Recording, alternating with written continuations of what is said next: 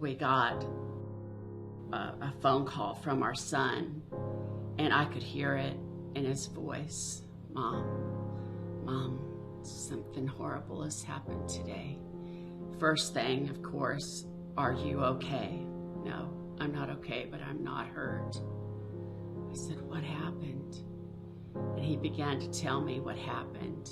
They were on a mission, and there was gunfire being exchanged from our son's company and a building that the Taliban was shooting out of every crevice, every window, every hole they possibly could in this very small village.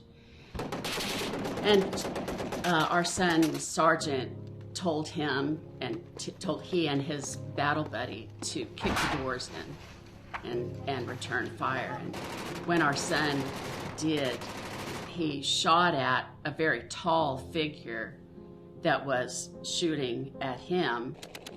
And the sand over there is like talcum powder, and so when there's any activity, it makes a sandstorm inside the building, and there was smoke from the weapons.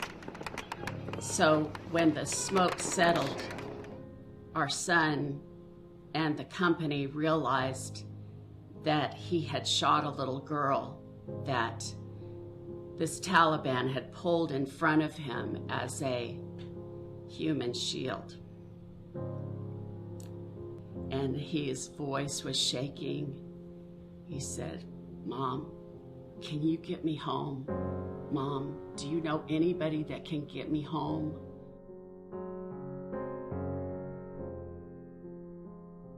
All of us have a conscience, and all of us have a spiritual, moral compass to go by.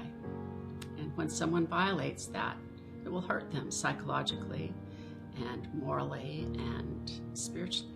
Our family rules was no drinking and driving. He knew I would have gone and picked him up anywhere. But one night, he broke that moral code, and he ran the car into a telephone pole going about 60. He says now that it was intentional, that he was trying to end his life. That was the first time. There were many times after that. I think when moral injury occurs with a veteran, they are so desperate for the pain to stop. And they're angry. They're angry at what has occurred. And the anger plus the pain and the hopelessness and helplessness at changing the events propels them into ideas of suicide.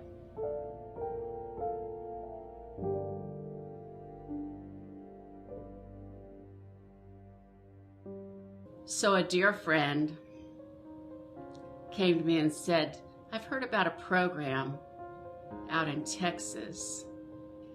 It was an unusual program because it doesn't start out as a faith-based program, which was good because it doesn't turn a lot of people off. Eventually, however, the gospel is presented, and since our son was already a Christian, that was great, but it wasn't what he needed. He needed forgiveness. There was a breaking point for him in the program, however, and all of the people in his group circled around him, and he began to cry out to God for forgiveness. And they said to him, we feel that God has forgiven you. And they put their arms around him and held him in a big group hug. You are forgiven. You are forgiven. God has forgiven you. And that was the turning point. He never wanted to kill himself again. He never wanted his life to go down the drain again. All of the punishment, all of the self-punishment, the destruction, all of the thoughts of being not worthy were over.